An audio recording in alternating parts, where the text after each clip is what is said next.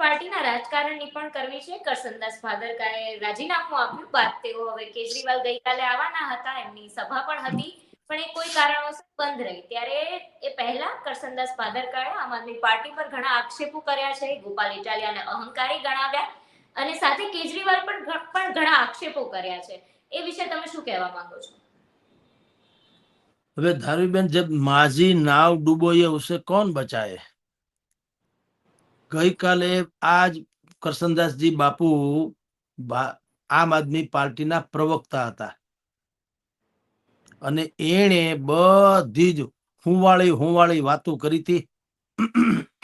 તમે વિચાર કરો ધારવીબેન, આટલા માટે જ લોકોનો રાજકારણ ઉપરથી શ્રદ્ધા ઉઠી જાય છે, રાજકારણીઓ ઉપરથી પણ. એટલે ગઈકાલે તમે ટબુડી લઈને અણવરની જેમ જેના વાહા ખંજવાળતા હતા વરરાજાની જેમ, આજે કઈક તમને ચૂડેલનો વાહો થઈ ગયો. તો તમને ભાન હતું કે કેજરીવાલ ખરાબ છે કે ભ્રષ્ટાચારી છે, અથવા તો ભાઈ આ ગોપાલ ઇટાલિયા અહંકારી છે, તો અટા સુધી તમે એને જાનડીઓની જેમ ગીત શું કામ હાંજીના ગાયા અને હજારો લોકોને શું કામ આમ આદમી પાર્ટીમાં તમે જોડ્યા, જ્યારે કે તમને ખબર જ હતી. એ તો હકીકત છે, તો જ તમે કહી શકો છો. કરસનદાસજી બાપુને ખબર જ હતી કે કેજરીવાલની સુરક્ષા પાછળ જે બ્લેક એ કમાન્ડોઝ લઈને ફરતા હશે. એ તો ભાઈ કરસનદાસજી બાપુએ વાત કરી છે કે એને એક પણ ગુજરાતી ઉપર ભરોસો નથી, એવું હવે કરસનદાસજી બાપુ કહે છે. હવે એ જુદી વાત છે કે કરસનદાસજી બાપુની વાત ઉપર કેટલા ગુજરાતીને ભરોસો છે, એ પાછી હવે જુદી ઘટના છે. પણ હવે કરસનદાસજી બાપુ કે છે કે કેજરીવાલને એક પણ ગુજરાતી ઉપર ભરોસો નથી, એટલે કરોડો રૂપિયા ખર્ચીને ખાનગી બીજા બહારના રાજ્યોમાંથી સિક્યુરિટી લઈને ફરે છે. આવું એક નિવેદન મેં જોયું. બીજું નિવેદન જોયું કે કેજરીવાલ જે છે એ મગરના આંસુ સારનારા નકલી નેતા છે. ત્રીજું મેં તમે જે કીધું તેમ ગોપાલ ઇટાલિયા અહંકારી છે. હજી તમે જુઓ આગે આગે હોતા હે ક્યા. જેમ જેમ જેમ જેમ બાપુ આગળ ધસમસતા જશે, લગભગ આમ આદમી પાર્ટીમાં કરસનદાસજી બાપુ સિવાય કોઈ હારો માણા નથી એવું લગભગ સાબિત થાય, એવું કરશે એ. પણ આપણો પ્રશ્ન જરા જુદો છે કે બાપુ, જ્યારે તમને આ બધી ખબર જ હતી, અમને તો ખબર નથી, અમને એટલે સામાન્ય જનતાને એને ખબર નથી, એટલે એ બધાય જેમ દીવામાં પતંગિયા પડે એમ તમારા બધાના કહેવાથી આમ આદમી પાર્ટીમાં ખાઈપકાને બળી મર્યા. એનું હું ઈ પાપ કોનું? કરસનદાસજી બાપુનું કે કેજરીવાલનું? કેજરીવાલ જેવા હોય એવા. જો એ ખરાબ હતા તો તમે અમને એનો ચહેરો, અસલી ચહેરો જે તે સમયે શું કામ ન બતાવ્યો? તમે પડતું મૂક્યું આમ આદમીને કે આમ આદમીએ તમને પડતું મૂક્યું, એટલે તમે હવે આ બખાડા કાઢો છો. ન કરે નારાયણને પડતું તમને ન મૂક્યા હોત, અથવા તો તમે આમ આદમીને છોડી ન હોત, તો આને આ અહંકારી, આને આ ભ્રષ્ટાચારી, આને આ અવિશ્વાસુ માણસોને તમે ગીત ગાતા હોત કે નહીં? હા કે ના? એટલે ભલા માણસ આવું ન હોય. અમુક જગ્યાએ છે ને લેવલ જળવાવું જોઈએ. કોક માણસ પૂછે તમારી જાણ ખાતર, અહીંયા અમારે જદી ભારતીય જનતા પાર્ટીમાં રાજપા ભાજપા થી તો શંકરસિંહ બાપુ એ કરેલું રાજપા ભાજપા હજુરિયા ખજુરિયા બહુ હાલ્યું તું. નવી પેઢીને તો કદાચ ખબર નહીં હોય, પણ કેશુભાઈની સરકાર બની પછી બધાની ગણતરી એમ હતી કે ભાઈ શંકરસિંહ વાઘેલા શક્તિશાળી વ્યક્તિ હતા, એમાં કોઈ સંશય નથી. તો બધાની એટલે શંકરસિંહ બાપુના ગ્રુપની એવી માન્યતા હતી કે ભાઈ મુખ્યમંત્રી તરીકે શંકરસિંહ વાઘેલા હોવા જોઈએ.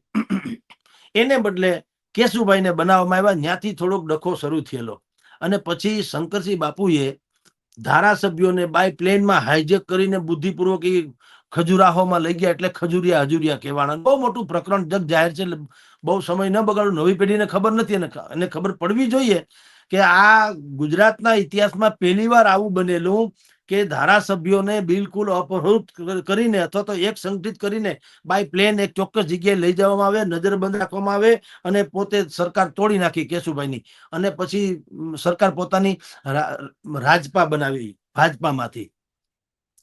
તો ઈ સમયે તમને કહું, ઈ પછી રાજકોટના જે યુવા નેતા હતા બધા ભળતા ગયા રાજપામાં, શંકરસિંહની સરકારમાં બધા ભળતા ગયા, ભાજપ છોડીને. એમાં એક મંત્રી લેવલના નેતા હતા. એને અમારા અહીંયા રાજકોટમાં જે છે નાગરિક બેંકની જે છે નાગરિક બેંક, રાજકોટ નાગરિક સહકારી બેંક, એનો ઈ જે જગ્યાએ નાગરિક બેંક આવેલી છે ઈ જગ્યા છે ને ભારતીય જનતા પાર્ટીને સભા કરવા માટેનું શ્રેષ્ઠ સ્થળ હતું. બરાબર. લોધાવાડ ચોકનો ત્યારે દબદબો. ચિમનભાઈ શુક્લ એ અહીંના બાળ ઠાકરે, રાજકોટના, સૌરાષ્ટ્રના, ઈ બોલે ઈ થાય એના જેવું હતું. ભૂદેવ હતા, એક હુકલકડી ઓલો હતો, વાન ઓલો ભાઈ શરીર હતું, કાઠી એની, પણ તમે એની જાહો જલેલી એટલે જવા દો. હવે ઈ બધા લોકો ભળી હળી ગયા તા. એમાં એક મંત્રી કક્ષાનો વ્યક્તિ ઉભા થઈને, રાજપાની સભા હતી, એમાં મંત્રી કક્ષાના માણસો ઉભા થઈને શું બોલ્યા, એને એમ કીધું કે ભાઈઓ બહેનો, તમારે આ ભારતીય જનતા પાર્ટીના અમુક લોકો છે એને ઓળખી લેવાની જરૂર છે, બધા બદમાશ છે એમ ટૂંકમાં સમજી લો, અથવા તો સ્વાર્થી છે. ઓડિયન્સે શું કીધું કે ભાઈ, ઓડિયન્સે મંચસ્થ એ હતા એને નહીં, એ ભાઈ બંધ કરો, એ ભાઈ બંધ કરો કે આ બધું નાટક તમારું. ગઈકાલ સુધી તમે ખુદ એમાં હતા અને એના મંજીરા વગાડતા હતા, એટલી ઘડીમાં હવે અમે થાપ ખાઈ ગયા એમ. અમે તમારામાં થાપ ખાઈ ગયા, તમે ગુલાટ મારી, અમે નહીં. એટલે પ્રજાએ થાપ નથી ખાધી, તમે પ્રજાને દોષ દ્યોમાં કે ભાઈ તમે આને ઓળખી લેજો ને આ હરામી છે ને ફલાણા છે બદમાશ છે. એટલે ભાઈ તમે ઠેકી ગયા છો, અમે તો બરોબર જ છીએ જનતા તો. એમ તે દિવસે જનતાએ જે રીતે ઈ મંત્રી લેવલના વ્યક્તિનો હુરિયો બોલાવ્યો જાહેર સભામાં, એવી રીતે કરસનદાસજી બાપુ ભલે ઓડિયો વિડીયો કરીને કરે, જાહેરમાં બોલે તો આઈ થિંક મને એમ લાગે છે કે એનો હુરિયો બોલે. શું કામ બોલે એ કહું. આપણે બાપુ અરે કોઈ વેરાંતરા નથી. મેં સાંભળ્યું છે બાપુએ ક્યાંક વિડીયો બહાર પાડીને એક જગ્યાએ કીધેલું છે કે ભાઈ બીજા કોઈને વાંધો નથી આમ આદમી છોડવાથી, મને જગદીશ મહેતાને હું વાંધો. રે ભલા માણા બહુ કરી તમે તો. લા અમે છાપા વાળા માણસો, અમારે શેનું આમ આદમી ને શેના ફલાણા ઢીકણા. તમને ઘડીક થાય તો ગોપાલ ઇટાલિયા રૂપાળો લાગે છે અને તમને ઘડીકમાં કદરૂપા લાગે. તમને કેજરીવાલ દુરંદેશી લાગે છે ને તમને કેજરીવાલ હવે આતતાઈ લાગે છે. તમને તમારામાં ફેર છે. અમે તો કોઈ આજની તારીખે મેં ગોપાલની વાત કરી હતી તે દિવસે, આજે હું તો ઈ જ છું. ભારતીય જનતા પાર્ટીમાં ક્ષમા જે ખામી છે તો ઈ ઉજાગર કરું, ખૂબી હોય તો ઈ કહું છું. અત્યારે નરેન્દ્ર મોદીએ અમેરિકાના ડોનાલ્ડ ટ્રમ્પને ઘોડી વાળી દીધા આપણી ભાષામાં, તો ધન્ય હોય એની જનતાને. એને સાબિત કરી દીધું કે 56ની છાતીએ લડી શકાય છે ને તો અમેરિકા જગત જમાદાર છે. તો જે પોઝિટિવ છે તે છે, નેગેટિવ છે તે નેગેટિવ છે. એ આપણી સમજ પ્રમાણે કહું છું. પછી હું અત્યારે કહું નરેન્દ્ર મોદીએ વિદેશ નીતિમાં સારું કર્યું તો પછી કોઈ ડોક્ટર જયનારાયણ વ્યાસ જેવા કોઈ વિદ્વત વ્યક્તિ કે ભાઈ ના ના આ પણ ખોટું હંબક છે, તે હોઈ શકે, એનો પોતાનો મતે હોઈ શકે. હું તો ટોટાલિટી જનતાની વાત કરું કે એટલી વાત તો આપણે પહેલી વાર સાંભળી કે ભારતે અમેરિકાને ઘોડી વાળી દીધું હોય. અત્યારે અમેરિકાના ટ્રમ્પ ઈ ટ્વિસ્ટ કરીને કે છે નરેન્દ્ર મોદી મહાન પ્રધાનમંત્રી છે, અમારે ભારતને ખોઈ નાખ્યું બહુ ખોટું થયું, અમારે તો મિત્રતા છે એ જળવાઈ રહેશે, થોડીક બધી અમુક બાબતોમાં અમારે જામતું નથી, જુદી વાત છે. આવું તો પોપટજાપ જિંદગીમાં કોઈ અમેરિકા વાળા બોલ્યા નથી. એ બોલ્યા એવા હાવ છે, ભલે ગમે એમ કરો તમે નરેન્દ્ર મોદીએ. તો સારું છે તો સારું કહેવાનું, પછી એનું બચી જે થાય તે. પણ ટેરિફ નાખીને જો ટ્રમ્પ એમ માનતા હોય કે અમે ભારતને ઘોડી વાળી દઈએ, નરેન્દ્ર મોદીએ આમાં છે ને ઓલા કે ને કે ઊંટે કાઢ્યા ઢેકા તો માણસે મૂક્યા ઠેકા, એકની હાટું બે ચડી બેઠા. એમ અમેરિકાએ ઢેકા કાઢ્યા કે હવે ભારત ક્યાં જાહે, તો ભારતે મૂક્યા ઠેકા. રશિયા અને ચીન બેયની હારે દોસ્તીના ફોટા પડ્યા, એવા જલી મરે ટ્રમ્પ, એવા બધા ફોટા. ઈ મોદીને કઈ ભણાવવા પડે નહીં, આપણે જાણીએ છીએ કે આમ હાલ્યા જતા હોય. તો ઓલા તમને ખબર છે ને મહાભારતમાં કહેવાય છે ને કે કૃષ્ણ ભગવાન હુતા હોય પછી આંખ ખોલે એટલે સીધા અર્જુનને કે ઓહો અર્જુન તમે ક્યારે આવ્યા, તો ઓલો બાજુમાં બેઠા હતા એ દુર્યોધને ઠોહો માર્યો કૃષ્ણ ભગવાન, એટલે હું હવારનો આવ્યો, અર્જુન તો હમણાં આવ્યો, એમ કે આમ તેમ. કૃષ્ણ ભગવાન શું કે મેં આંખ ખોલી, પગ સામે મારી નજર જાય ને સીધી તો મને અર્જુન દેખાણો, તમે બાજુમાં બેઠા મને ખબર નહીં. એટલે ત્રિલોકના નાથને ખબર ન હોય બાજુમાં શું થાય, પણ એને કહેવાય ડિપ્લોમસી, રાજનીતિ. કે ભાઈ તારે મદદ માંગવી હોય તો પગમાં પડીને ભાઈ હાંડ થઈને અહીંયા ન બેહાય. એમ નરેન્દ્ર મોદીએ શું કર્યું, અત્યારે જે હમણાં સંમેલન હતું, શિખર સંમેલન, તો ચીનના વડાપ્રધાન અરે રાષ્ટ્રપતિ કે રશિયાના રાષ્ટ્રપતિ એની હારે વાતો કરતા કરતા એવી રીતે નીકળ્યા કે બાજુમાં પાકિસ્તાનના રાષ્ટ્રપતિ ઉભા હતા ભાઈ શાહબાઝ શરીફ, એના સામું જોયું નહીં અને ડાચું થઈ ગયું આવું પાકિસ્તાનના રાષ્ટ્રપતિનું. એને કહેવાય ડિપ્લોમસી.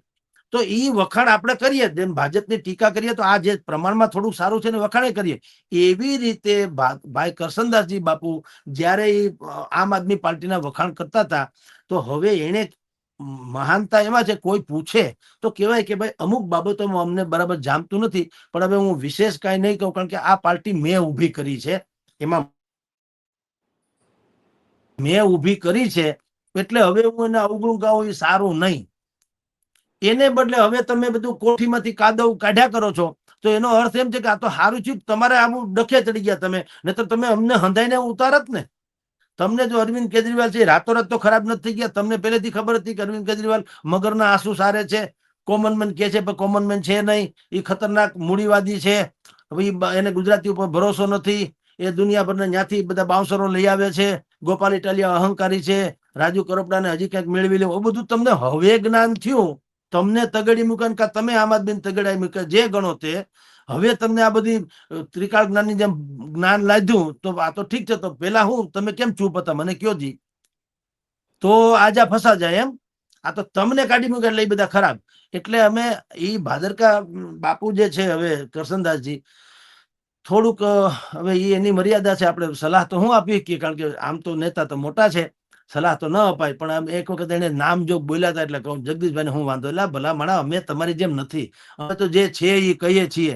દુનિયા આખીની ટીકા સહન કરીને પણ ગોંડલ કે રીબડાની પણ જે વાત હોય આજ સુધી કોઈ ઉજાગર કરતું હતું ખરું? આપણે કીધું ને જે છે એ છે ભાઈ, તમે જે માનો એમ ન હાલે.